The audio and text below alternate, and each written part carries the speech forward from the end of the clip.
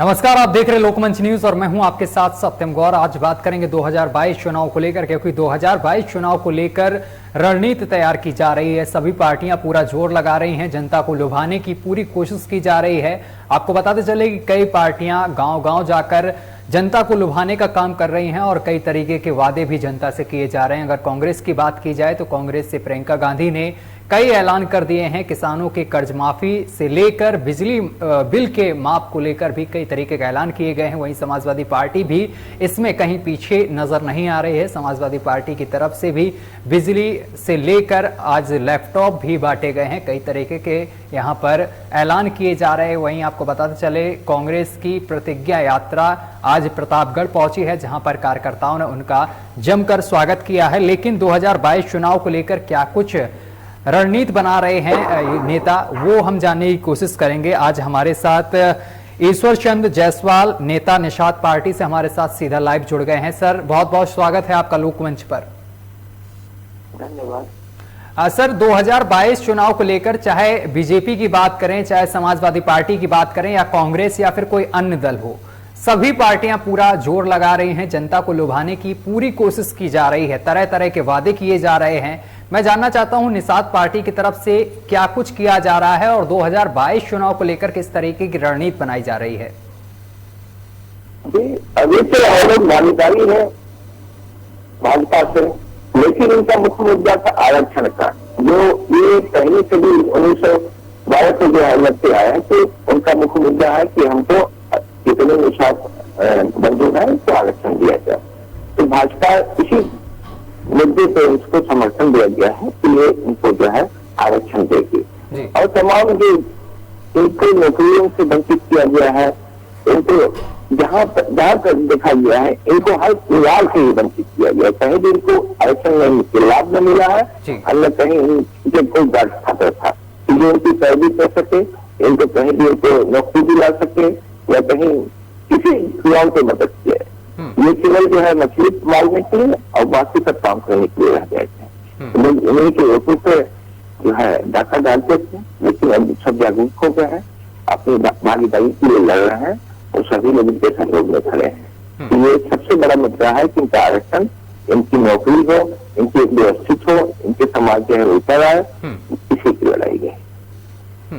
तो आप किस तरीके से देख रहे हैं 2022 के चुनाव को लेकर, क्योंकि जो भी पार्टियां हैं यहाँ पर जनता के लिए प्रस्ताव उन्होंने दे दिया है कि हम आपको बिजली फ्री दे देंगे। अगर आम आदमी पार्टी की बात की जाए तो उन्होंने बिजली देने का वादा कर दिया है और साथ ही कई तीर्थ यात्राओं में भी केजरीवाल ने बोल दिया है कि बुजुर्गों को तीर्थ यात्रा निःशुल्क कराई जाएगी, स्वास्थ्य सुविधा मुहैया कराई जाएगी जो कि अच्छी होगी।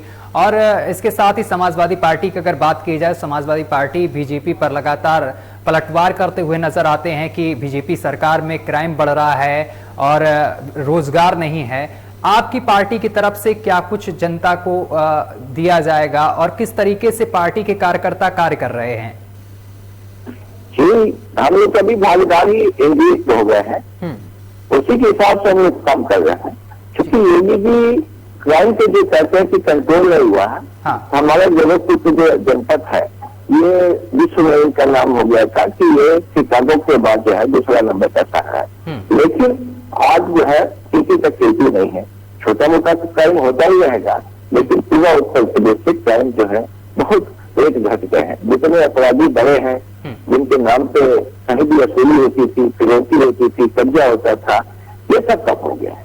वैसे पृथ्वी बड़ी है, उत्तर प्रदेश बहुत बड़ी जगह है, जहाँ जहाँ कोई न कोई विपक्षी पार्टी आ जाए, कुछ न कुछ क्राइम करा देंगे तो उसको क्या कहा जाएगा।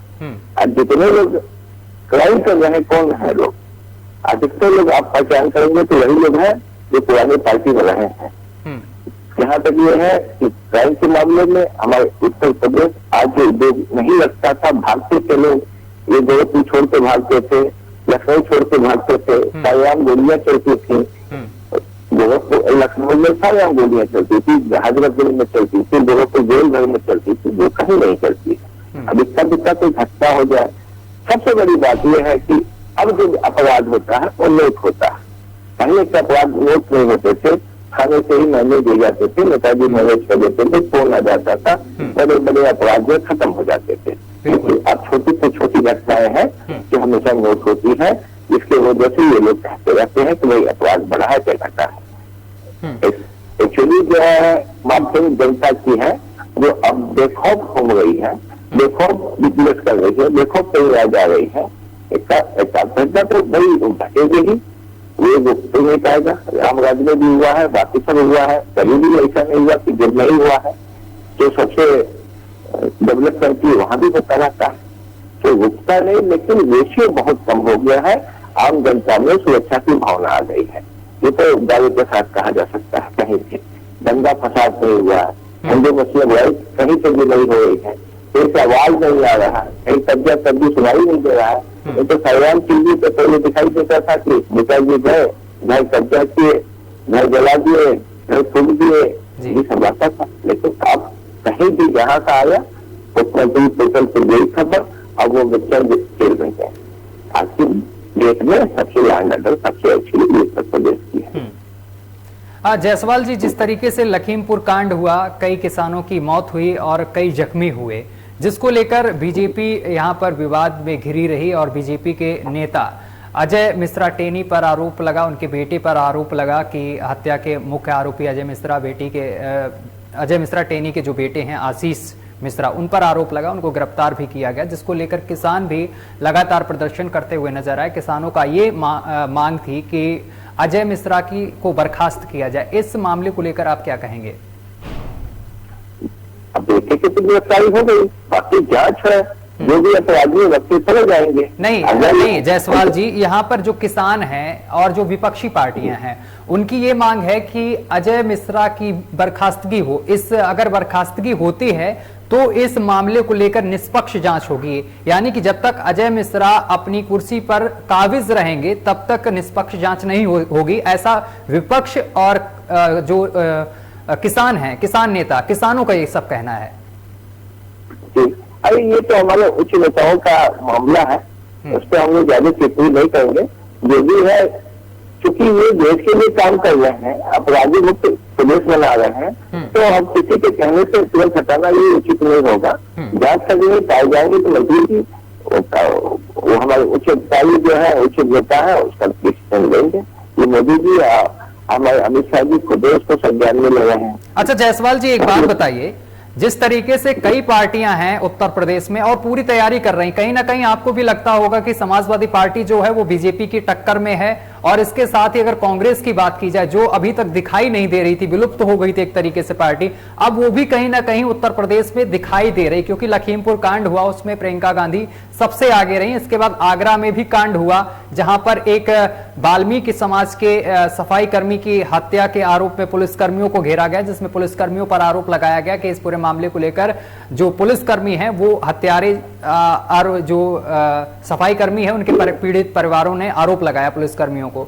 जिसको लेकर यहां पर कहीं ना कहीं हाईलाइट हुई ये पार्टी कांग्रेस पार्टी। क्या लगता है, जिस तरीके से समाजवादी पार्टी बच्चों को लैपटॉप बांट रही है और कई तरीके के वादे किए जा रहे हैं, कांग्रेस की तरफ से भी कई तरीके के वादे किए गए हैं, प्रतिज्ञा यात्रा निकाली जा रही है और इसके माध्यम से जनता को जागरूक किया जा रहा है, इसके साथ ही किसानों को जागरूक किया जा रहा है, किसानों से कई तरीके के वादे किए जा रहे हैं कि बिल माफ कर दिया जाएगा, छात्राओं को स्कूटी और मोबाइल देने का वादा किया जाता है। ये आपको बीजेपी को कहीं ना कहीं भारी नहीं पड़ सकता है 2022 के चुनाव को?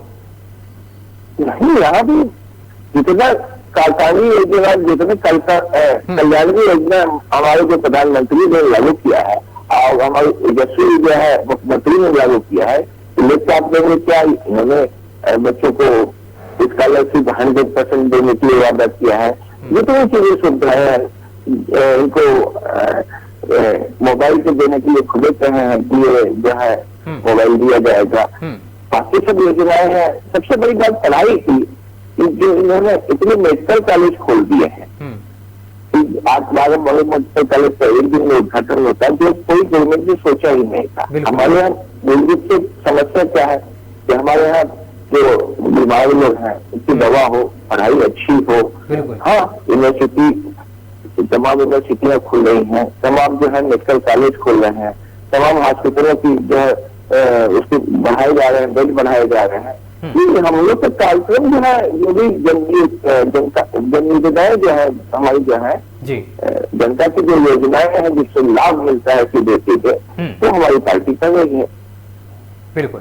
चलिए सर, तमाम बातचीत करने के लिए बहुत बहुत शुक्रिया आपका। ईश्वर चंद जायसवाल जी हमारे साथ जुड़े और उन्होंने अपनी पार्टी की खूबियों को लेकर बातचीत की और 2022 चुनाव में किस तरीके की रणनीति बनाई जा रही पार्टी की तरफ से उसको लेकर उन्होंने बताया। फिलहाल बहुत बहुत शुक्रिया आपका हमारे साथ जुड़ने के लिए, तमाम बातचीत करने के लिए। फिलहाल अभी के लिए बस इतना ही। देश दुनिया की तमाम खबरें देखने के लिए देखते रहिए आपका अपना चैनल लोकमंच न्यूज।